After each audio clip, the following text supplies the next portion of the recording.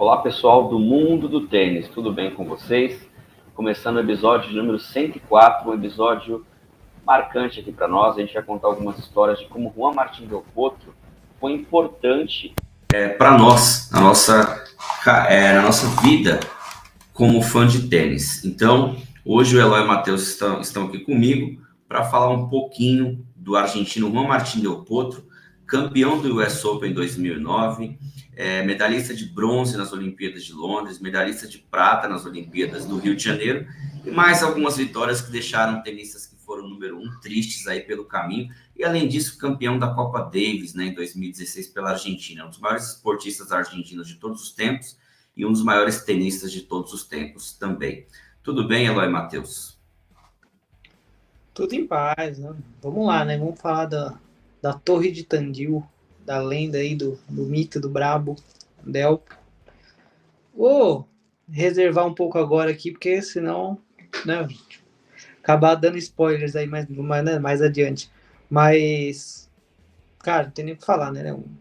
Acho que, além do Nadal, durante, né, essa época toda, né, que eu assisto tênis, né, disparado, né, foi o tenista que eu mais torci, mais gostei.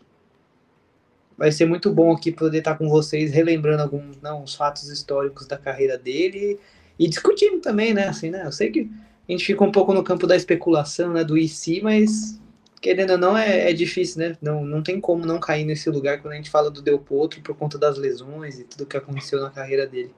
Mas vamos lá. Que pena falar do Del Potro e ter que falar de lesão, né? O pobre coitado passou por muitas em sua vida tenística e tudo mais.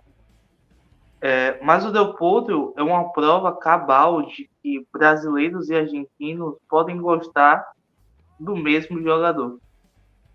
E aí a gente leva muito o futebol em consideração quando a gente fala de atletas, de relação Brasil-Argentina, e a gente tem provas cabais de que temos uma boa relação com nossos irmãos sul-americanos, seja argentinos, seja chilenos, seja paraguaios, embora tenha muita gente medíocre mentalmente que gosta de colocar uma rivalidade que sai dos campos, que sai das quadras e leva para a vida pessoal, para a vida humana, que não faz sentido. E o Del Potro era isso. O Del Potro mostrou que ele era argentino em todos os momentos, menos no seu estilo de jogo. É um dos estilos de jogos menos argentinos que eu já tinha visto na minha vida. E por ele ser tão disruptivo para a Argentina, que ele é tão impressionante.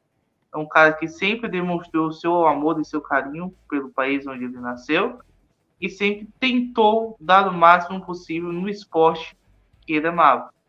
E aí o Del Potro se aposentou muito novo, tinha muito pela frente ainda, teve muitas pausas de sua carreira por conta de lesão, então ele voltava, parava, voltava, parava, e vai ser bem legal falar sobre ele. Temos alguns jogos marcantes, principalmente quando ele estava vestido de azul e branco, que é quando ele jogava um pouquinho mais, digamos. Eu tô até chorando porque eu tô combinando esse episódio com o Eloy já faz mais de um mês, né? E hoje é possível a gente fazer. Acho que o cara que eu mais torci na vida foi o Guga, e depois do Guga era o Del Potro. Torci mais pro Del Potro do que pro Federer.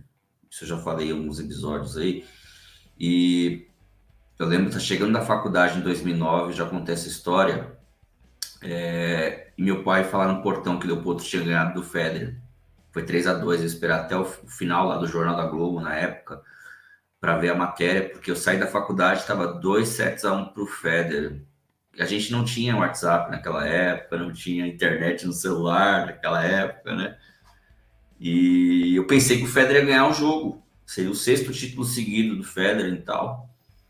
E o Del Potro ganhou aquele título por 3-2. Eu não vi o jogo, porque a final foi numa segunda-feira. Muitos US Opens foram lá no final dos anos 10, do final dos anos 2000 para os anos 10, foram numa segunda-feira.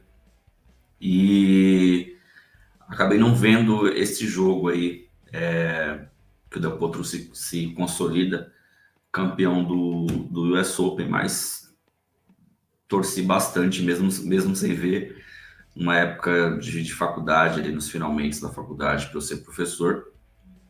E teve várias partidas dele, quando ele quebra o punho, quando ele machuca de novo, quando ele faz a transição para um backhand mais com slice. É um forehand animalesco, né? Sobrava ali, você já vinha que vinha uma patada, e não era uma patada assim que ele dava por dar, ele já dava com o objetivo de buscar o winner ou vir uma bola mais fácil para ele matar depois. É um dos maiores forehands de potência que eu já vi na vida, né? Então tem várias histórias desse jogo. O jogo da Copa Davis contra o Cilic, que ele chegou até a perder game, porque foi um dos maiores jogos que eu vi na Croácia. Ganhar a Copa Davis na Croácia. A partida contra o Djokovic, que ninguém acreditava que ele venceria o Djokovic no Rio. O Djokovic vindo de título de Roland Garros. E ele voltando de lesão. Os dois pegam na primeira rodada, ele ganha do Djokovic. Depois ele ganha do Nadal de uma forma espetacular. Faltou perna para ele jogar 5 sets contra o Murray. Então tem várias histórias. Ele salvando 2 match points contra o Federer, Indian Wells. Até os jogos que ele perdeu para o Federer em Londres, 2012, que um dos melhores jogos aí de 3 sets que eu já vi, partidaça, que teve o set longo lá. Tenista sensacional. Eu coloquei aqui faz um pouquinho de tempo, pro pessoal, falei lá no nosso Twitter que a gente ia gravar, e eu coloquei o que o pessoal achava do Del Potro. Tem uma opinião aqui, cadê? O Igor colocou, e se, e uma carinha triste, né? E se não tivesse as lesões? Qual seria o tamanho do Del Potro? É a mesma coisa que eu falo do Guga. E se o Guga não machuca o quadril? E se o Del Potro não tivesse que operar tanto esse punho aí? Que seria? Acho que fatalmente ele teria ganhado mais de um Grand Slam. Ele era um tenista que jogava muito bem contra o Big Three. Quando ele não ganhava do Big Three, ele incomodava, ele tirava set de todos os três. É impressionante isso.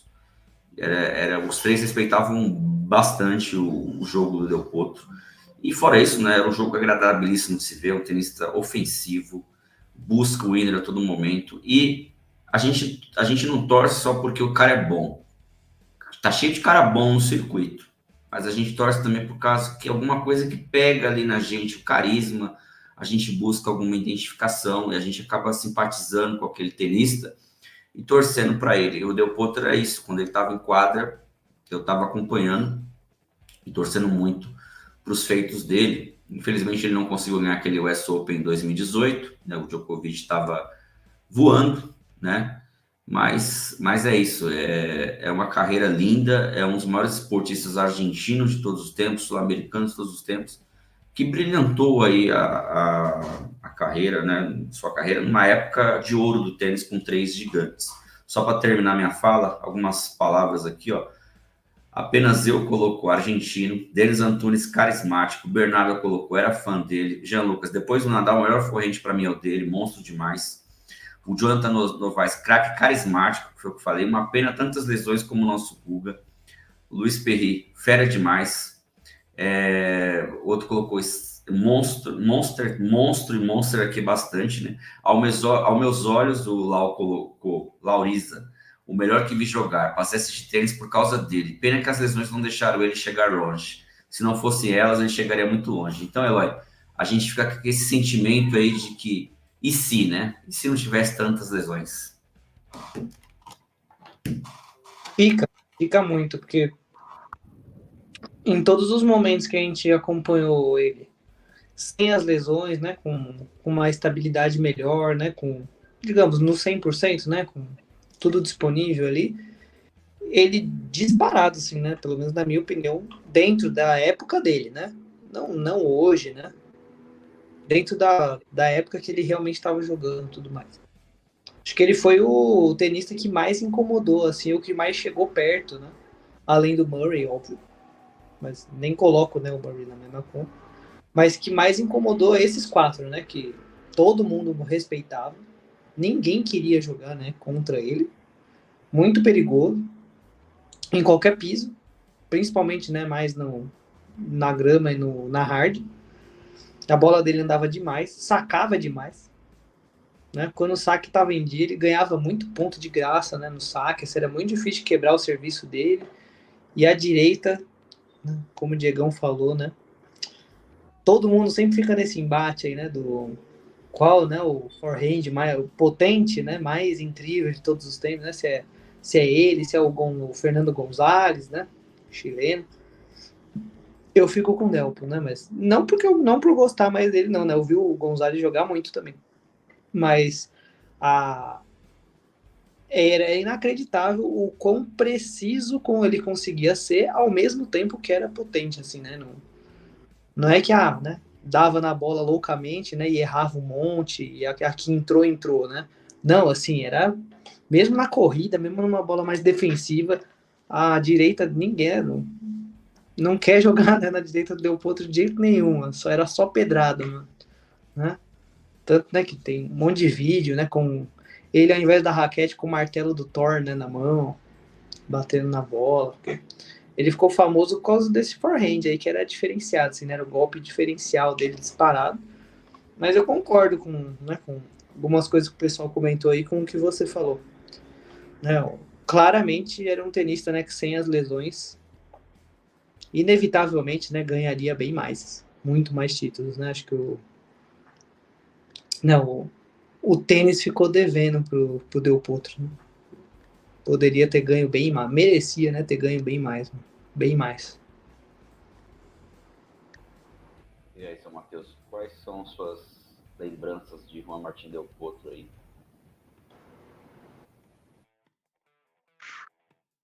Eu acho que o tênis é um esporte muito cruel, de vez em quando. Porque ele tem grandes histórias que muitas das vezes poderiam ser muito mais alegres do que são, né? E eu vi grandes momentos do Juan Martín Del Potro em sua carreira. Em alguns momentos eu tava torcendo contra ele, né? Por exemplo, em John Wells, eu acho 2018, quando ele jogou contra o Federer, que ele ganhou. Ele veio numa sequência espetacular, tinha vencido o Acapulco antes. Aí depois venceu o Federer na final de Indian Wells, um jogo extraordinário. Depois foi para Miami, ganhou ainda mais 3 jogos e perdeu para o John Isner, por exemplo. E o Del Potro teve vários momentos assim que ele peitava os grandes, né? Mas um momento mais especial, acho que foi quando ele comemorou ali a vaga na final das Olimpíadas do Rio de 2016 contra o Nadal. Uma partida maravilhosa, muito bem jogada por ambos os jogadores. O Nadal vinha de um jogão que ele fez nas quartas finais contra o Tomás Bellucci, jogando o fino do tênis, jogando muito, muito mesmo. E o Del Potro, cara, tudo que o Nadal tentava fazer, ele estava fazendo de uma maneira melhor naquele jogo. E aí, vários momentos, os jogos do Del Potro, assim, foram extraordinários. Teve, por exemplo, na primeira rodada que eu tornei contra o Djokovic, e fez 50% da população mundial feliz e 50% triste.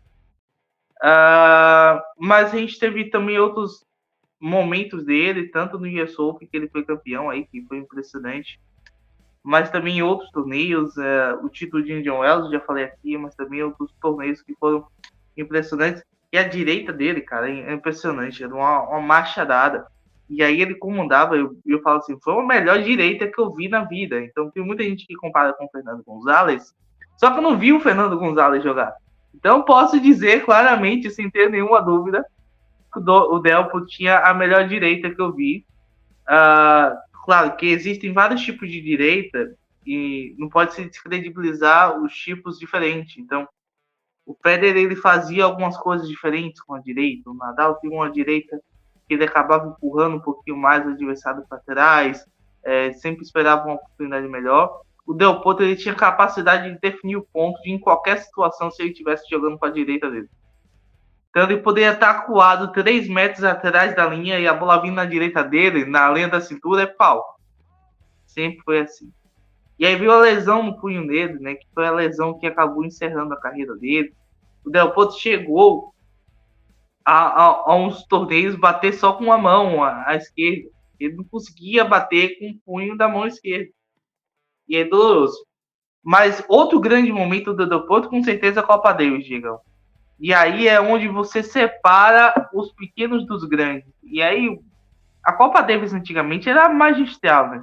Era um evento diferente, eram coisas diferentes. Se ganhar uma Copa Davis até 2018, até antes do Piquet meter a mão, era uma coisa sensacional. Djokovic já passou por isso, o Nadal passou por isso, o Federer ganhou da França lá no estádio Pierre Mauroy em Lille com 30 mil pessoas gritando na cabeça dele.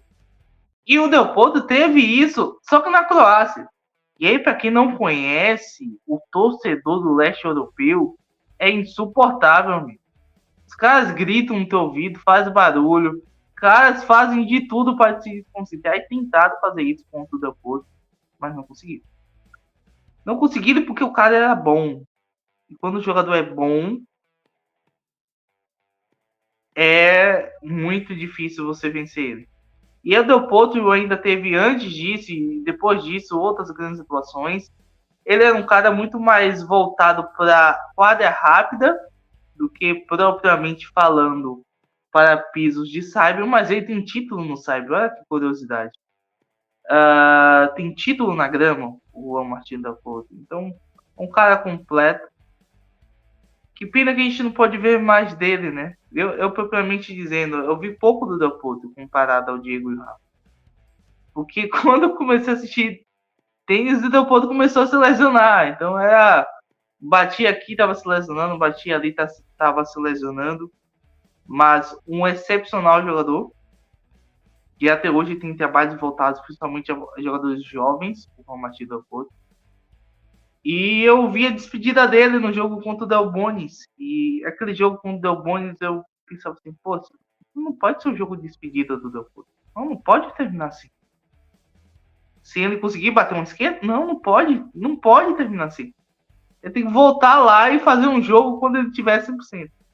Não teve. Mas mesmo naquele jogo que ele tomou uma surrinha de leve do Del Bonis ali e tudo mais, ele tentou. E eu reverencio grandes jogadores que se lesionam tanto, que passam por tantas dificuldades, tantos desafios. E o Del Potro, ele se aposentou jogando na frente do seu povo, da sua torcida. E para mim isso é muito especial. Se aposentar em Wimbledon, Roland Garros, é mágico, especial. Mas se apaixonar ao lado das pessoas que você ama, se aposentar ao lado das pessoas que você ama, é um negócio diferente, Diego. Tava comentando, né, que o Del Potro teve vários desses momentos históricos, mas, claro, cada um vai lembrar, né, mais de um ou de outro, né?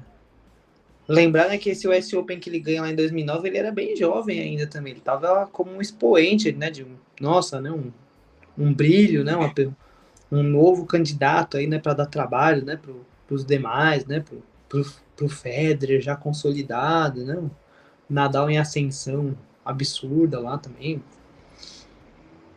O Del Potro ele surgiu já, né, como uma grande promessa ali, que depois, lógico, se comprovou, mas com certeza, né, sofreu muito com essa questão das lesões no punho, mas ele foi se reinventando, foi dando jeito, né, foi ficando, ele sempre tentou voltar, e ele deixou claro, né, que só aposentou porque ele realmente viu que não tinha mais o que fazer, né, não dava mais. E esse jogo que o Matheus citou, né, da despedida dele, quem puder, né, ver os últimos games, né, não precisa ver o jogo inteiro se não quiser, mas os últimos games são bem emocionantes, né, cada ponto ali, né, principalmente do último game, ele vai chorando, né, vai dando pausas, né, bem grandes, né, e todo mundo respeita, né, sabe do contexto e permite, né, que ele fica ali, e a torcida vai apoiando e todo mundo vai se emocionando junto. É muito emocionante, muito bonito, né? A despedida dele, como o Matheus falou, né? O fato de ser ao lado do povo e o que ele representa, né? A gente está falando aqui, né, como brasileiros falando, né, de um tenista que a gente gosta, né? Que idolatra. Mas, cara, com certeza, se tivesse um argentino aqui, né, o cara ia estar, né, surtando aqui, né, falando a respeito do Del Potro, porque para eles ele representa muito mais, tipo, é um expoente, né, um marco do esporte nacional, né? Não é à toa, né, que o apelido dele é Torre de Tandil, né? Tipo, ele leva, né, um apelido que leva o nome de onde ele veio e ele é muito reverenciado lá justamente por ter trazido, né, esse título da Davis, porque o jogo que ele faz contra o Tillich é uma virada histórica. Esse jogo, né, eu já vi, já revi várias vezes no YouTube. Quem quiser, procura lá e assiste, né? É insano. E ele vira o jogo, né? Consegue dar um jeito de ficar, ganha o jogo, né, lá no limite e garante, né, que a Argentina tem a chance, né, de jogar mais um e ser campeã. E, cara, é demais, né? O que ele representa. E como o Matheus falou lá no início, né? Ele sempre jogou melhor pela Argentina, né? Do que até, né? Não, em vários jogos individuais, né? Quando ele vestiu o manto do país, ele jogava diferente, né? Ele jogava mais, jogava melhor. Vários tenistas, né? Tem essa marca. E eu gostava muito dessa questão também, né? Que ele era um tenista que não se amedrontava diante de jogar contra nenhum tenista, né? Tipo, ele, né? A gente não via, né? Ele jogar contra um Nadal, né? Um Djokovic, um Federer, e ele não acreditar, né? Ou ele já entrar, né? Meio derrotado, entrar meia boca, né? Pelo contrário, né? Acho que ele entrava sempre jogando bem, sempre dando trabalho. Puta. Era um tenista que tinha muito brio, assim, né? Muito coração, muita alma, muito comprometimento com o jogo, com o esporte. E acho que é por isso também, né, que ele é bem querido por todos, né? Aliás, acho que essa é a marca registrada, né, do Del Potro. Tem, claro, tem outros tenistas, né, que são assim também. Mas ele, né, assim, eu nunca vi alguém ranço dele, que não gosta dele, um tenista falar mal dele, né? O jogo acabava, né, os jogos duros contra outros tenistas, os tenistas abraçavam, parecia todo mundo gosta muito, assim, preza muito.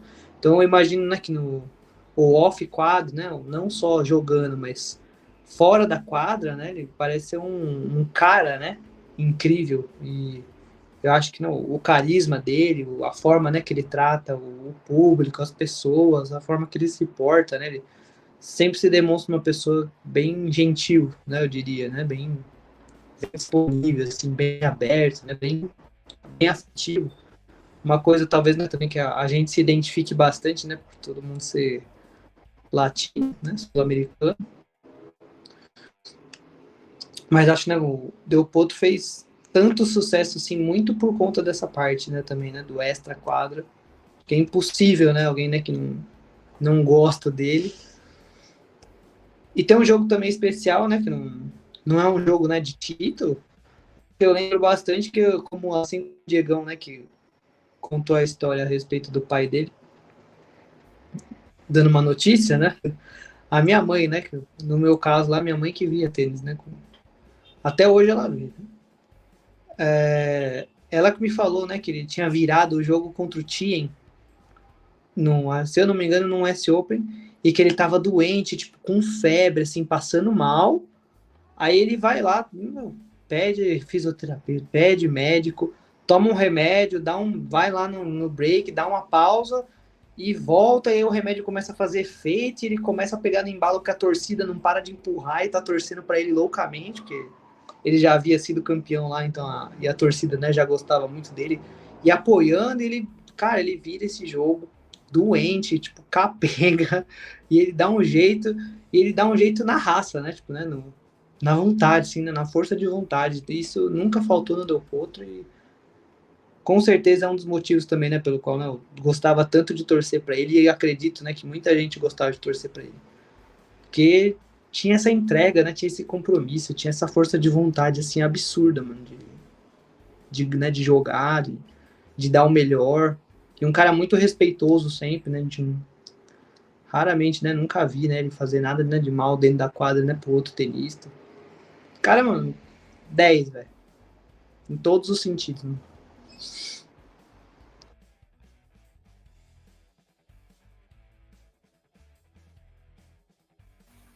Voltou. Essa chave aí, Eloy, ele ganhou do Tim, tomou um analgésico lá, passou, saiu de 2-0, virou para 3-2. Aí ele enfrenta o Federer, e eu lembro que tanto eu como o Matheus, o Matheus ficou mais. O Matheus ficou puto que o Federer tava ganhando, depois tomou virada, né? As direitas do Del Potro começou a matar o Federer ali. E aí ele perde pro Nadal na semifinal, do que para mim foi a final antecipada, porque do outro lado era Kevin Anderson e Pablo Carreño Busta. Então quem passasse de Nadal e Del Potro era o campeão. Tanto é que o Nadal demoliu com o Kevin Anderson, né? Então ele fez dois anos, ele fez um excelente US Open em 2017, que foi esse no jogo contra o Tim, e 2018, que ele perdeu para o Djokovic na final e ganhou do Nadal na semi, né? Aí ele era o Djokovic na final e ficou difícil.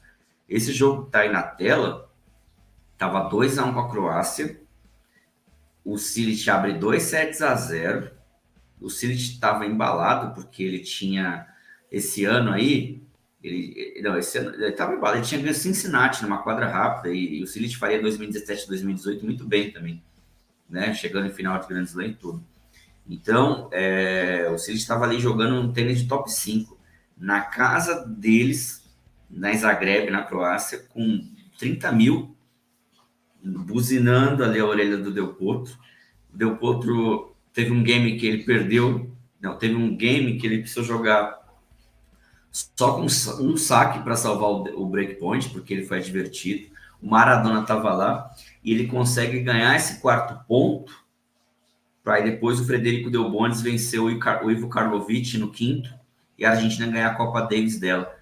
E a Argentina tinha perdido a Copa Davis sem o Del Potro, com o Nalbandian, em casa para a Espanha, sem o Nadal, só com Verdasco e Ferrero uns anos antes, que é um dos grandes traumas. E o Del Potro foi lá numa quadra hard rapidíssima, vocês podem ver no vídeo aí que estava muito rápida, e ganhar de um dos melhores tenistas daquela época, que era o Cilic, né? Eu considero essa uma das grandes vitórias da carreira dele, né? Dessa partida contra. Isso, essa semana estava se falando muito do título argentino de basquete, né? A Argentina tem algumas conquistas, essa Copa Davis, o título de basquete, né? Eles reverenciam muito, eles dão muito valor para o esportista que ganha título para eles. Tem esse papo aqui no Brasil, o Brasil não dá valor para os seus ídolos quando eles ficam velhos. Tenho a certeza que tenistas como Juan Martín Del Potro sempre serão lembrados pelos hermanos, né? Ainda mais por essa façanha aí de ter tido buscar. E não estava 2-1, estava 2-0, que eles ganharam no sábado nas duplas, né? Na antiga e ótima Copa Davis, né? Até o Piquet estragar, né? Então é isso. E deixa eu passar aqui, pra vocês verem o finalzinho, senão fica muito tempo. Deixa eu jogar aqui um pouco para frente,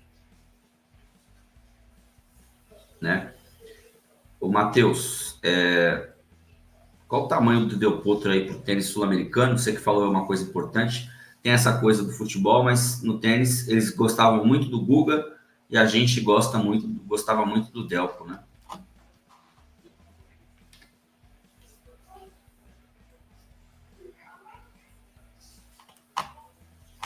Acho que o Matheus caiu, né, Léo?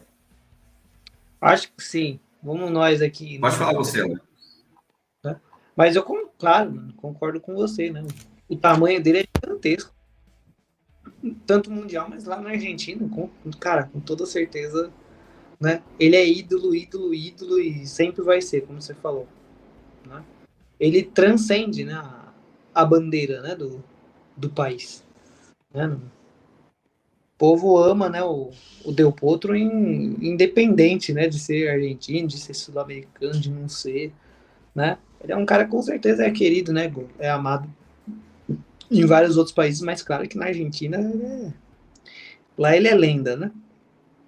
Justamente por ter trazido, né, para a Argentina esse título aí da Davis, que foi muito especial, até pela forma, né, que foi na bacia das almas, né, do jeito que o argentino, né, e a gente aqui gosta. Agora, como você falou, né, teve vários momentos, né, que o tênis realmente, cara, foi injusto, né, com o Del Potro, né? Não injusto, né, porque aí ele perdeu na bola mesmo, né, mas digo injusto no que, putz, quase, né, ficou no quase, né, essa vez que ele perde pro Nadal lá na semifinal, e aí o Nadal vence a final, né, do West Open. Na final contra o Djokovic.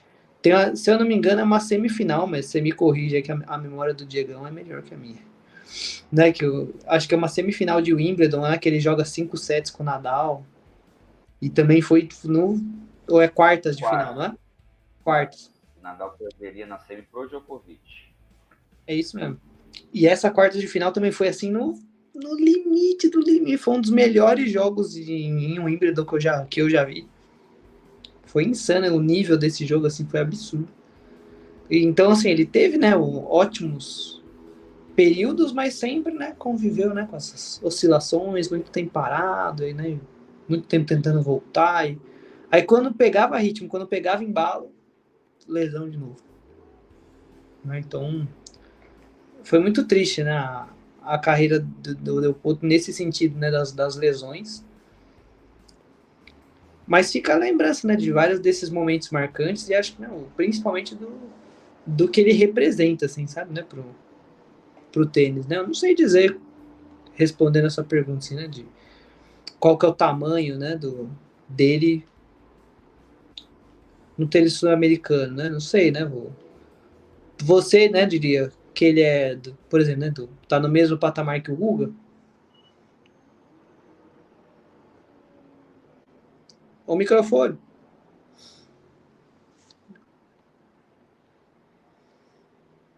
Desculpa, vai lá, eu coloco o Delpo como terceiro. Vilas, o Guga e o Delpo, né? Mas são craques, né?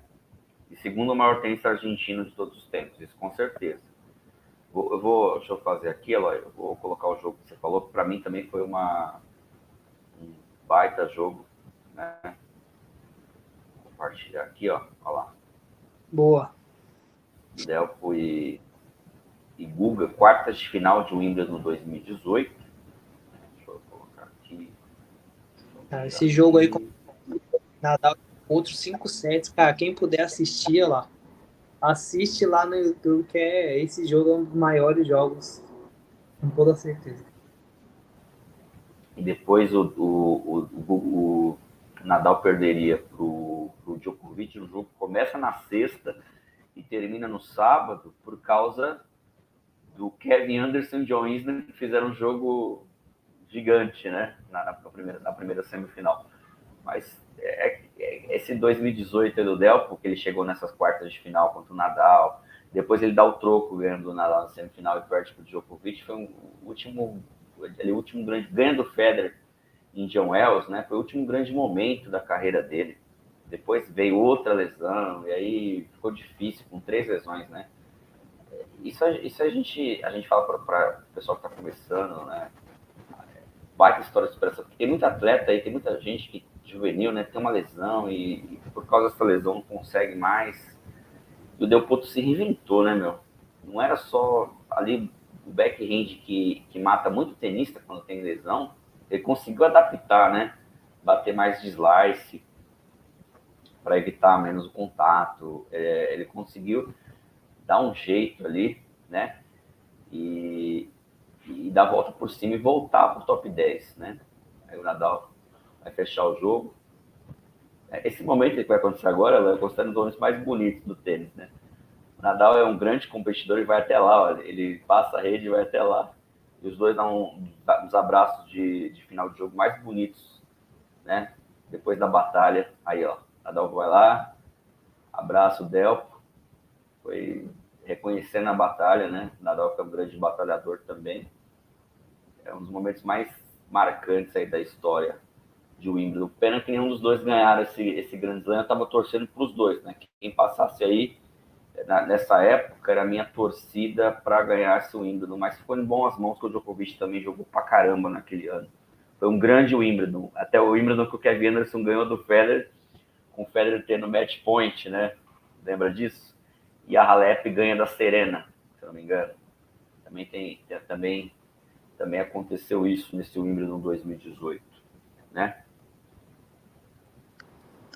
Não, foi um torneio incrível, foi bom demais. E sim, como você falou, né, ele se reinventou e esse momento, né, do abraço aí é demais, mano. Esse momento, né, do final do jogo Acho que é isso que é esse momento, o momento do Djokovic com ele no final, né, do jogo na Olimpíada do Rio. Esses momentos, né, que eu acho que isso mostra mais, né, do que é o Del Potro, né, pro tênis, do que troféus ou coisas do gênero, entende? É você ver, né, o nível de carinho, de respeito, né, que mesmo os maiores tinham com ele. Então, Vou colocar era um aqui na cara. final. Vou colocar aqui a final pra gente encerrar. Vou colocar a final do US Open 2009, que foi o grande título da carreira dele, né? Foi o grande título. Foi ele mesmo fala, né, que era ele deu uma entrevista recentemente, quem quiser ver, né? Quem quiser assistir até na entrevista no Bola da Vez, se eu não me engano. E ele comentou, né, que o sonho dele sempre era, né, ganhar o US Open. Então, o sonho dele foi realizado, né? Se ele não pode reclamar. E aí, Matheus, tá com a gente? Vamos nessa. O Rafa falou sobre alguns jogos do Del Potro. Eu lembro de um jogo dele, se eu não me engano, em Queens. E acho que foi contra o Andy Murray. E ele tava bailando na quadra. E com muita facilidade. E ele tinha muita facilidade de jogar como os pisos mais rápidos, né? Ele tá mostrando o jogo dele contra o Federer. Não mostra isso, pelo amor de Deus. Brincadeira. E aí, os seus 20, 21 anos, o Del Potro ele já mostrava que ele era um cara que ia dar muito trabalho a todo mundo, né? E quem mais sofreu na mão do Del Potro foi o Djokovic. Embora hoje o Djokovic tinha muita dificuldade contra o Del Potro.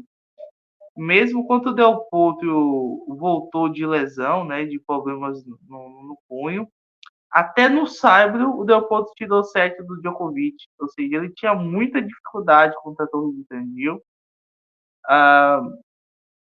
Olimpíadas de 2012. Ô, Matheus, nessa aí eu discordo de você, cara. Você acha que de você, nessa eu discordo de você. Eu acho que quem sofreu mais foi o Federer, meu. Ainda mais Não. tendo Netflix. O Federer perdeu um slam, perdeu alguns jogos, mas o Djokovic ele foi castigado, cara. O Del Potro castigou o Djokovic. Ele ganhou os mais importantes. Não, mas Entendeu? o Federer, o Del, não, eu acho, sabe por que eu acho que foi o Federer? Eu vou falar, o Del Potro machucou os três. Ele machucou o Nadal no US Open 2009, no US Open 2018. Ele machucou o Federer nesse US Open 2009, por quê? Porque seria o 6º título seguido do Federer. O Federer nunca mais ganhou o US Open. Nunca mais. Ele ganhou em 2008 e nunca mais ganhou. E ele machucou. E ninguém ganhou o US Open 6 vezes, hein? Então, olha a chance que o Federer perdeu. E aquele torneio lá em Indian Wells, que o Federer teve 2 match points e perdeu. O Djokovic, assim, a grande derrota foi o Rio, né? Mas o Rio, 8 anos depois, ele conseguiu dar a volta por cima. Mas os três, independente de se foi um ou se foi outro, os três têm derrotas tristes ocasionadas pelo Del Potro, né? E pouquíssimos tenistas fazem isso. Eu acho que o Del Potro machucou mais os três do que o Murray, por exemplo, né? Mesmo o Murray tendo uma carreira de mais sucesso. Pior que é verdade. Diz aí, Matheus.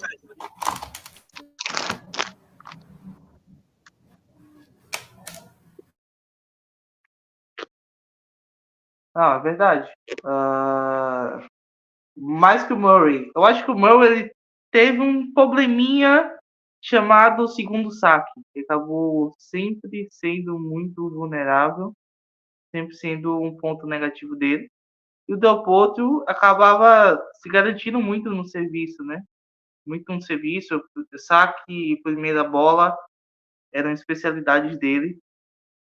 E ele tinha ali aquela pouco da catimba argentina, um pouquinho do jeitinho, ele parava ali, ia na toalha, demorava um pouquinho.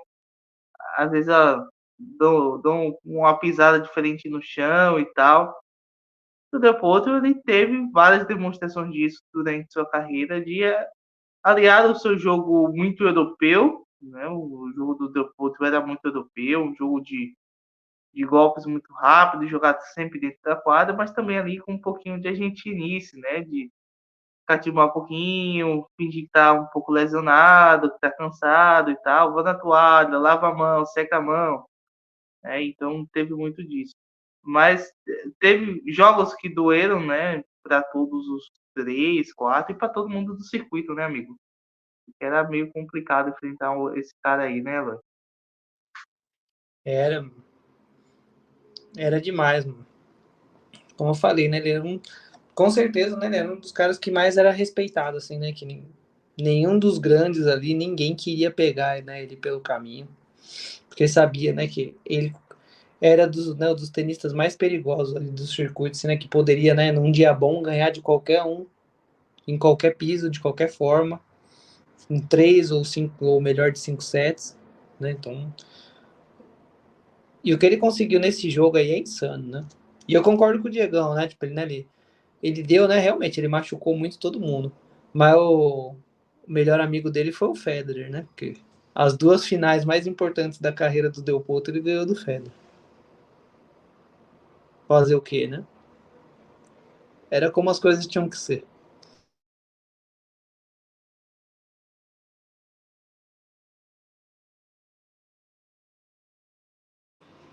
Uma pergunta para você, Matheus. Tem vários debates aí que, como você falou, o povo confunde muito forehand com potência com técnica, né? Eu sempre falo que para mim Nadal e Federer têm os melhores forehands porque são completos. E o forehand, isso é provado, o forehand do Nadal machuca mais que o forehand do Del Potro. Mas esse forehand ali na potência, na veia, você não viu o Gonzalez ao vivo, mas você já viu o VT.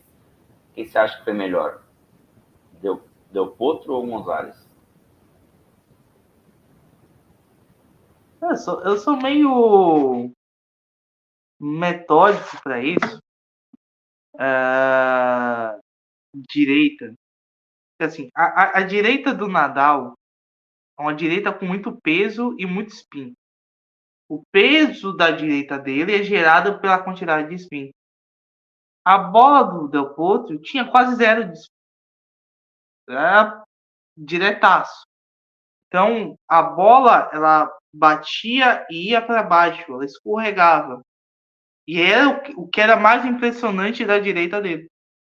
Porque a maioria das direitas de cara do tamanho dele, as quicam e sobem por conta da altura. Então, eles acabam pegando a bola de cima para baixo e a bola quicava e ganhava um pouco de altura. A bola dele era sempre muito rasante, né? E acabava até parando muitos jogadores. Mas eu acho que, comparando o Gonzalez era muito bom. Ele conseguia fazer muitas coisas com aquele golpe. Mas ainda fico com o Del Potro. Mas eu acho que é muito por conta que eu vi pouco do Gonzalez também, né? E aí o que você vê no YouTube não é a mesma coisa que você vê ao vivo. Quando você vê ao vivo, você acompanha ali ponto a ponto, live a live, você vai aprendendo um pouquinho mais sobre o golpe do cara. Eu tive mais oportunidade de aprender sobre a direita do Del Potro do que propriamente sobre a direita do Gonzalez. Isso é geracional. Por exemplo, a geração que viu o Gonzalez vai achar ele um craque, fora do comum e tudo mais. Assim como a geração do Del Potro, que viu o Del Potro vai achar ele. Talvez um cara daqui a 10 anos, ele não vai saber quem foi o Del Potro, não vai saber quem foi o do Gonzalez. Ou outros jogadores de direita, né, que foram impressionantes no mundo. A visão dele vai ser muito mais estatística do que uma visão mesmo de nível. Mas o cara é impressionante. O Gonzalez é impressionante. O tênis sul-americano sempre traz jogadores assim com características de ter uma direita pesada, de ser muito resiliente, tanto o Gonzalez aí também. O Jarry é uma demonstração disso hoje, um cara que tem condições parecidas com o Del Potro, né? E embora seja sul-americano também, o João Fonseca tem uma semelhança tanto com o Jarry quanto com o Del Potro. vejo característica dos dois dentro do estilo do jogo do João Fonseca, e assim o tênis vai se moldando e ele molda o tênis também. Eu acho que isso abriu uma visão sobre o tênis sul-americano, tênis argentino, que não é todo jogador que vai ser um sabrista, né? Então, hoje o tênis sul-americano ele já gera jogadores para todas as superfícies, né? Tábilo, o Jarry, o Ju Fonseca é assim, né? Tem alguns argentinos que são muito mais moldados para pisos rápidos do que do saibro, né? O Francisco Cerúndolo, eu acho que é um deles, por exemplo. Eu acho o Francisco Cerúndolo um jogador de saibro. Eu acho um jogador também para incomodar em quadras rápidas. Eu acho que é muita influência do Del Potro mesmo, né? No tênis sul-americano, no tênis argentino, de mudar a característica do jogador sul-americano para um jogador que também pode jogar em pisos mais rápidos, pisos mais velozes. E aí, Eloy, você que viu, Gonzalez ou Del Potro nessa direita de potência aí? Assim, né, se fosse, né, só o golpe isolado, né, sem contexto nenhum, né, talvez até votaria, né, no Gonzalez, mas eu voto na do Del Potro, sempre falo isso, né, porque eu acho que ela é uma direita eficiente, constante, quase que o tempo inteiro, assim, né, é um golpe que nunca deixava ele na mão, entendeu? Nunca deixava ele na mão. Estava quase sem, né, quando ele estava bem, né, estava sempre bem, estava sempre em dia. Era o golpe, né, que ele mandava, né, no jogo o tempo inteiro. Era brutal, mano. Era uma direita, né, que andava demais, demais, demais, demais, demais, né? E não era uma, né? Era quase todas que ele batia no jogo inteiro, né? Não tinha cadenciava e esperava, né, muito uma ali pra, né, pra acertar. Ele disparava de qualquer lugar, de qualquer jeito, mano. Era só marretada, velho. Eu fico, né, quando deu Potro. E acho, né, também, né, o saque dele, né, um saque muito bom. Não vivia, né, só da direita, né? Ele também sacava muito bem. Tinha, né, um backhand bom, mas, claro, depois da lesão teve que fazer, né, as adaptações, né? Ficou um pouco mais vulnerável. Mas lembrando também, né, que pro tamanho do Del Potro, ele era um tenista bem completo e que se mexia bem, chegava bem nas bolas, né? Que jogava bem de fundo da quadra, né? Não, hoje a gente vê isso mais comum, né? A gente fala, né? Tá mais habituado, né? A ver, né? O Medvedev, o Zverev, né? Outros tenistas, o próprio Tsitsipas, tal, né? Outros tenistas altos chegando muito nas bolas, né? Tipo, jogando muito bem, né? De fundo da quadra. Mas na época que surgiu o Del Potro, né, não era tão comum, né? A gente costumava ver os caras muito altos serem mais parecidos com o Isner, né? Tipo, não, uma galera que era muito do saque, né? Muito dependente do saque. Né? Acho que ele é talvez, né, ele é um expoente, assim, um dos tenistas que começou, né, a demonstrar que o tênis iria para esse caminho, né, de tenistas que sacam muito bem, que ganham muito mais pontos, né, de graça no saque do que um Nadal, por exemplo, né, mas que também tinham que ser né, minimamente completos em vários outros atributos, né, que tinham que saber fazer bem todo o outro feijão com arroz, e que para ser bom mesmo tinha que ter pelo menos um golpe acima da média, né, fora da curva. E acho que ele tinha tudo isso, entende? Foi um dos primeiros, né, que eu vi, que acho que combina, né, o estilo do tênis dele com o que a gente está acompanhando um pouco mais hoje em dia. Claro que hoje em dia, né, tá mais insano a questão da rapidez dos pontos, né, o Alcaraz e o Sinner jogando, por exemplo, né, uma intensidade absurda, né, o tempo inteiro, pontos muito rápidos e tal. Mas acho, né, que esse tênis moderno que a gente vê agora, né, o Del Potro já tinha vestígios ali, entende? Ele já tinha né, ele já era diferente, inclusive nessa questão da altura. Então, o Del Potro era um tenista completaço. Mano. A gente fala do forehand, mas é porque não tem como não falar, mas ele era bom em várias outras coisas. Também. Ô, Eloy, antes do Matheus falar da Sank, eu vou fazer uma pergunta de uma conversa que a gente teve no WhatsApp há algum tempo, que eu fiquei pensando, porque lá no WhatsApp falaram assim, que os argentinos estão chateados porque eles tiveram uma geração vencedora, né? Com o Del Potro, com o Correa, com Gaston Gaudio, com o Nalbandian, os caras ganharam Finals, Slam, Master, chegaram a colocar 3 tenistas no Finals, né, Nalbandian, Nalbandian, Gaudio e Coria chegaram a disputar o Finals, 3 tenistas argentinos, e que hoje eles estão com Bay, Cerúndolo, Tcheveri, Navone, e não consegue chegar ali no top 20, né? Então, longe do top 10. Coisa que nós, brasileiros, né, almejamos, ou seja, a gente está bem atrás. Você acha que os argentinos estão reclamando de barriga cheia?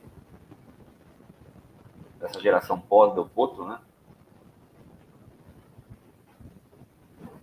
Ah, cara, de barriga cheia, não. Acho que eles. É que eles estão reclamando a partir da perspectiva de quem estava acostumado, né, com esse patamar, né, de tenista e de título.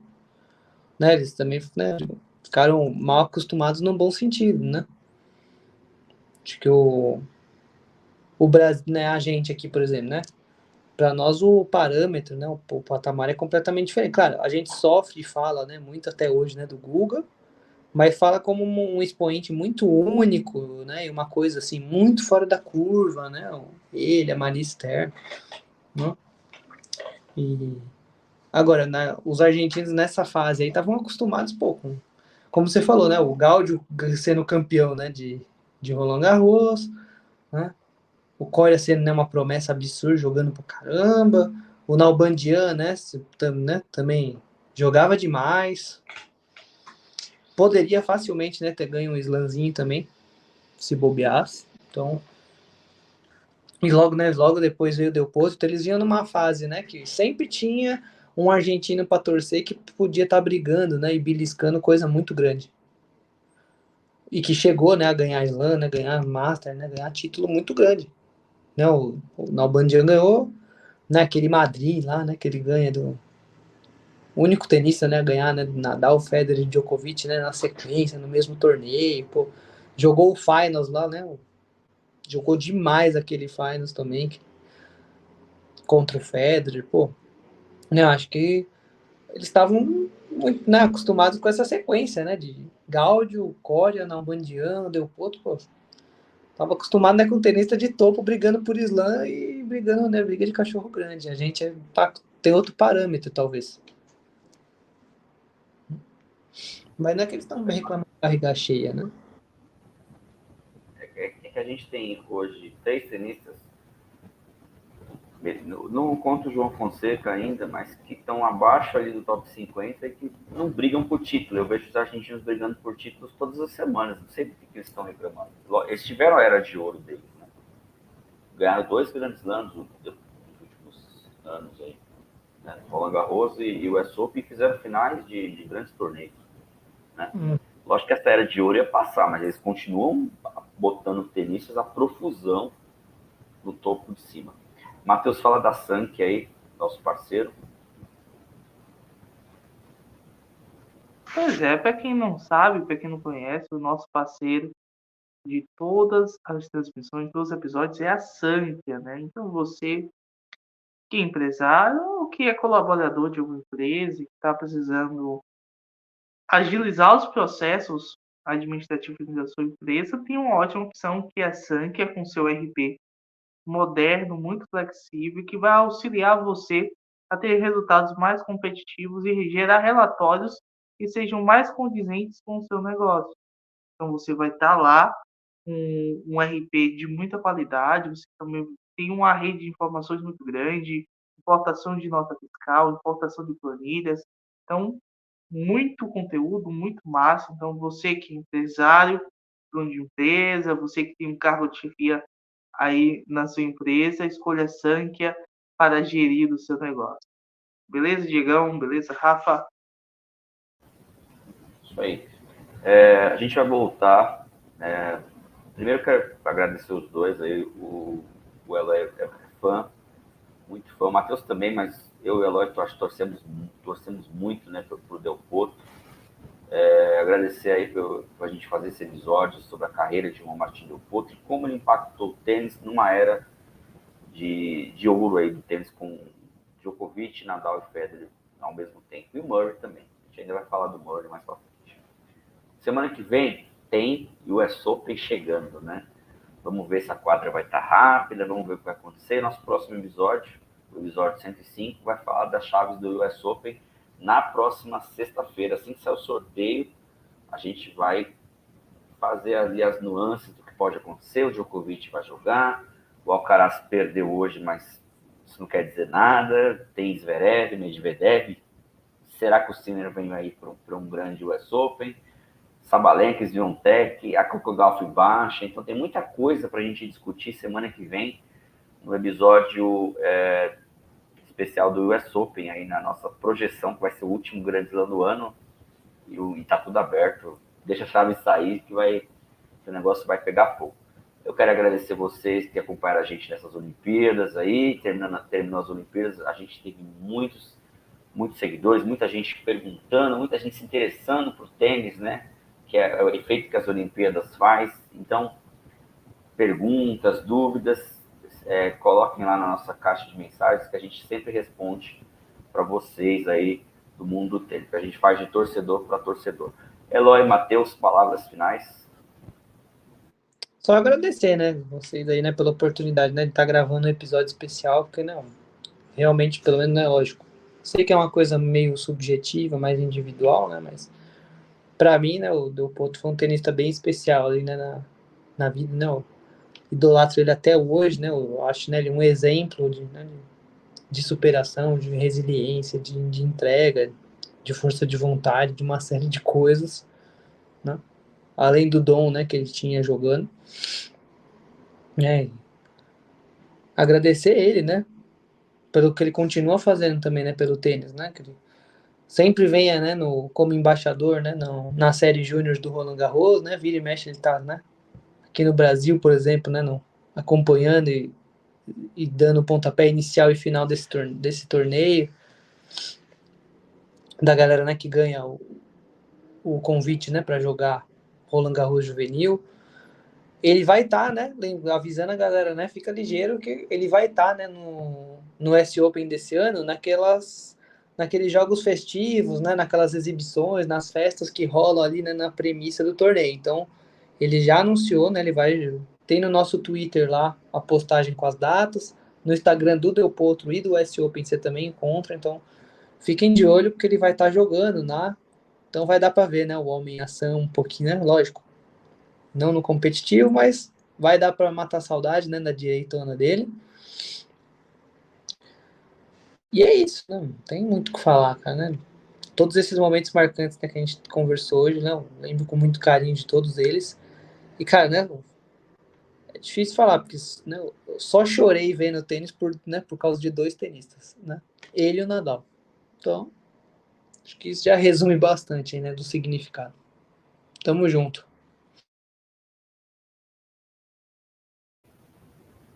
Deixar minhas palavras finais. Del Potro fez muito bem pro tênis sul-americano.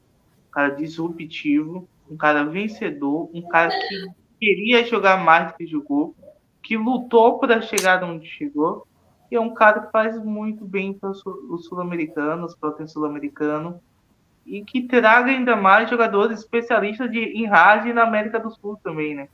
Que a gente sai um pouquinho dessa bolha de cyber, e a gente produz ainda mais jogadores adaptáveis em todos os pisos, e o Del Potro mostrou que a gente pode isso, o Nalbandian mostrou que a gente pode isso, então essa rivalidade aí que existe no futebol, que não existe no tênis, né? É muito diferente, e é união, né? E avante o Sudamérica. Isso aí, pessoal. A gente volta então sexta-feira que vem para falar das chaves do US Open, tá? Um abraço para todo mundo que curtiu esse episódio, um abraço para os hermanos, que a gente vai divulgar bastante na Argentina e nos países da América Latina, beleza? Um abraço para todo mundo. Tchau.